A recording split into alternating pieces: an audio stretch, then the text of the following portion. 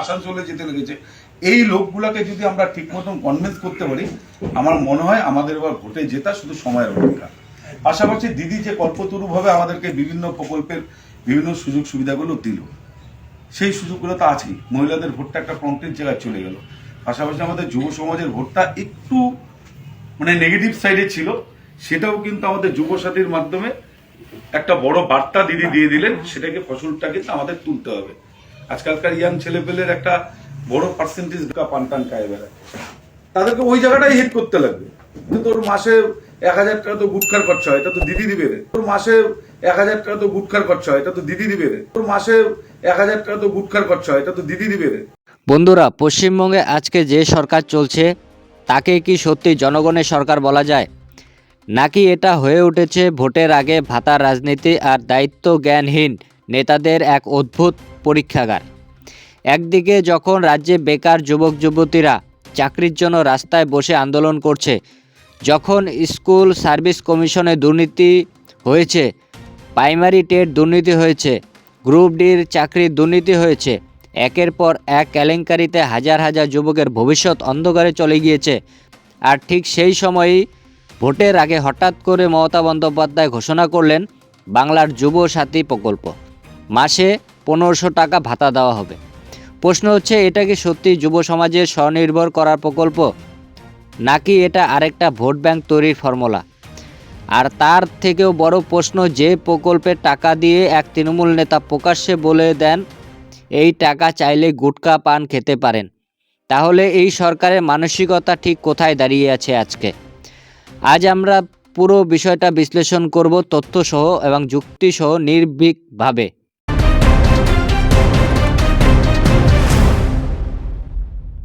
প্রশ্ন হচ্ছে, হঠাৎ কেন এই যুবসাথী প্রকল্প আনা হলো? মুখ্যমন্ত্রী মমতা বন্দ্যোপাধ্যায় বলেছে রাজ্যের যুব সমাজকে আর্থিকভাবে স্বনির্ভর করতে এই প্রকল্প। কিন্তু একটু পেছনে যদি আমরা তাকাই, তাহলে 2011 সালে তৃণমূল ক্ষমতায় আসে পরিবর্তনের স্লোগান দিয়ে।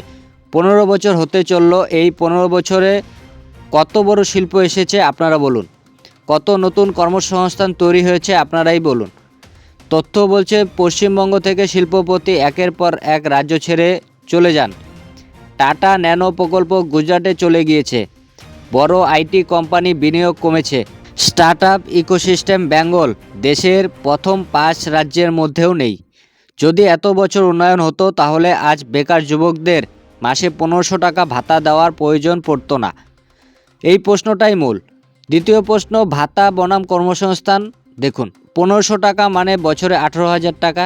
একজন শিক্ষিত যুবক যিনি গ্র্যাজুয়েট বা পোস্ট গ্র্যাজুয়েট, তার কাছে 1500 টাকা কি আত্মসম্মান রক্ষা করে, নাকি তাকে সরাসরি নির্ভরশীল বানায়? একটা সরকার যদি সত্যি যুবকদের ভবিষ্যৎ নিয়ে এতই চিন্তিত হয়, তাহলে কি তারা ভাতা দেবে, নাকি শিল্প, স্টার্টআপ, স্কিল ডেভেলপমেন্ট, এমএসএমই উন্নয়ন করবে?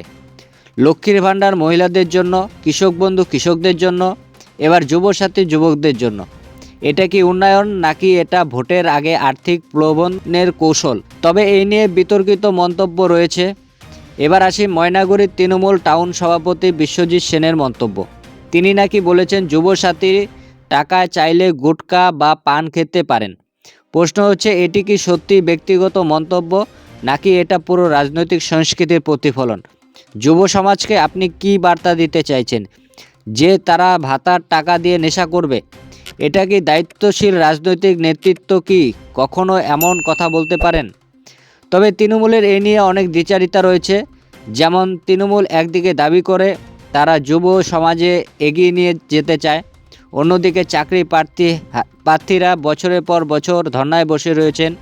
কলকাতার রাস্তায় লাঠিচার্জ হয় পুলিশের, আন্দোলনরত শিক্ষক প্রার্থীদের টেনে হিঁচড়ে সরানো হয়। এই দ্বিচারিতাকে মানুষ দেখছে না। যুবকদের চাকরি না দিয়ে তাদের 1500 টাকা ভাতা দিয়ে চুপ করানোর চেষ্টা হচ্ছে। এটা কি রাজনীতির নতুন মডেল? তবে এই নিয়ে অর্থনৈতিক চাপে রয়েছে পশ্চিমবঙ্গ, এর তো বলার কোনো অপেক্ষা রাখে না। একটু হিসেব করলে দেখতে পাবেন, ধরা যাক 10 লক্ষ যুবক এই প্রকল্প যুক্ত হলেন। মাসে 1500 টাকা করে মানে 150 কোটি টাকা, বছরে 1800 কোটি টাকা। এই বিপুল অর্থ কোথা থেকে আসবে? রাজ্যের আর্থিক অবস্থা কি এতটাই শক্তিশালী? পশ্চিমবঙ্গ ইতিমধ্যে ঋণে ডুবে, রাজ্যের দেনা কয়েক লক্ষ কোটি টাকা ছাড়িয়েছে।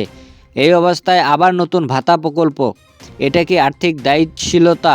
সবচেয়ে বড় প্রশ্ন, যুব সমাজকে আমরা কি শেখাচ্ছি, স্বনির্ভরতা নাকি নির্ভরশীলতা?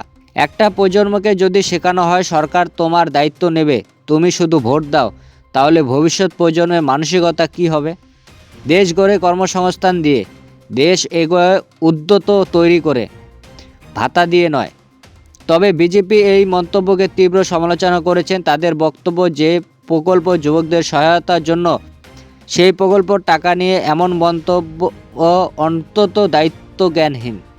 এটা শুধু রাজনৈতিক সমালোচনা নয়, এটাই নৈতিক প্রশ্ন। যদি সত্যিই যুবক সমাজকে সম্মান করা হয়, তাহলে এমন মন্তব্যের বিরুদ্ধে দলীয় পদক্ষেপ নেওয়া উচিত। সবচেয়ে আশ্চর্য ব্যাপার এখানেই, এখনও পর্যন্ত তৃণমূলের তরফে কোনো আনুষ্ঠানিক প্রতিক্রিয়া নেই। কেন নেই? যদি মন্তব্য ভুল হয় তাহলে তাৎক্ষণিক শোকজ করা উচিত ছিল। নীরবতা মানেই কি নীরব সমর্থন? এই ঘটনা শুধু একটি মন্তব্য নয়, এটা একটা মানসিকতার প্রতিফলন। যেখানে উন্নয়ন মানে ভাতা, যেখানে কর্মসংস্থান মানেই ঘোষণা, যেখানে যুবনীতি মানেই ভোট ব্যাংক, সেখানেই ভবিষ্যৎ কোথায়? 2026-এর আগে এই প্রকল্পের রাজনৈতিক অস্ত্র হলো, কারণ একদিকে বেকারত্ব, দুর্নীতি, শিল্পহীনতা, অন্যদিকে ভাতা ঘোষণা। মানুষ কি এবার প্রশ্ন করবে, নাকি আবারও আবেগে ভেসে যাবেন?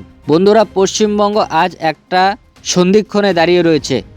আমরা কি এমন রাজনীতি চাই যেখানে যুবকদের সম্মান দেওয়া হয় না, নাকি এমন রাজনীতি চাই যেখানে কর্মসংস্থান, শিল্প, শিক্ষা এগুলো অগ্রাধিকার পাবে? বাংলার যুবসাথী প্রকল্প সত্যি সফল হবে কি না তা সময় বলবে, কিন্তু আজ যে প্রশ্ন উঠছে তা উপেক্ষা করা নয়। একটা সরকার যেমন তার নেতারাও তেমন। যদি দায়িত্বজ্ঞানহীন মন্তব্য হয় তাহলে তা শুধরে নেওয়া উচিত। কারণ যুব সমাজ ভাতা চায় না, চায় সুযোগ। তারা চায় সম্মান, তারা চায় ভবিষ্যৎ। আর সেই ভবিষ্যৎ নির্ভর করে আমাদের রাজনৈতিক সচেতনতার ওপর। তবে বন্ধুরা, এই তৃণমূল নেতার বিতর্কিত মন্তব্য নিয়ে আপনাদের কিছু মতামত থাকলে অবশ্যই কমেন্টে জানাবেন। আর ভিডিও ভালো লাগলে লাইক, কমেন্ট এবং সাবস্ক্রাইব করতে ভুলবেন না। ধন্যবাদ।